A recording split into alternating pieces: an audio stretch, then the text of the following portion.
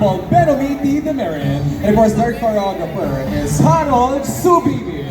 Congratulations to all the Barangay Tayubo people. Congratulations.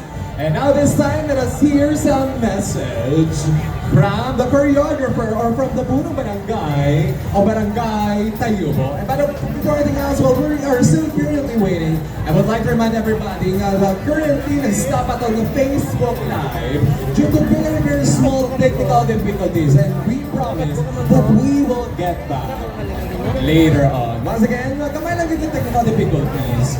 Magkabalik kami later on or maybe magkabalik na kami. Ayon. And of course, first and foremost, we would like to congratulate the Barangay Tayubo because for the information of everybody, Barangay Tayubo is one of the many barangays in La Carlota na highly devastated during the Bagyong Pino.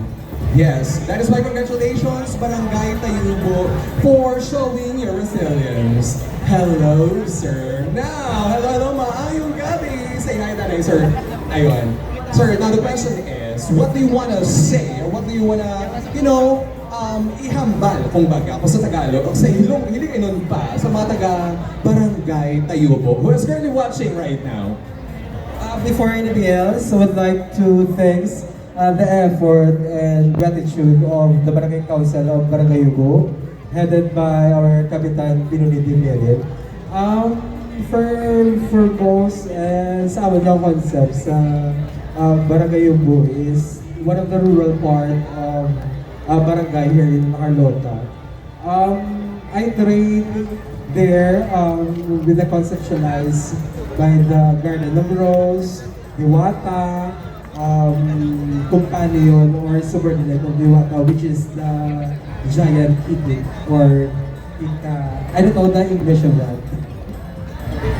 Kikik. Now this time, sir, I know that the Barangay Tayubo is one of the most devastated barangays during the Bagyong Pino. Now, what is your message naman sa ila this time? Actually, we have 3 weeks or 4 weeks preparation for the Pasalan Festival together with the dancer. I saw there almost 300 families na still in there sa evacuation center, and the barangay council still helping on the evacuees.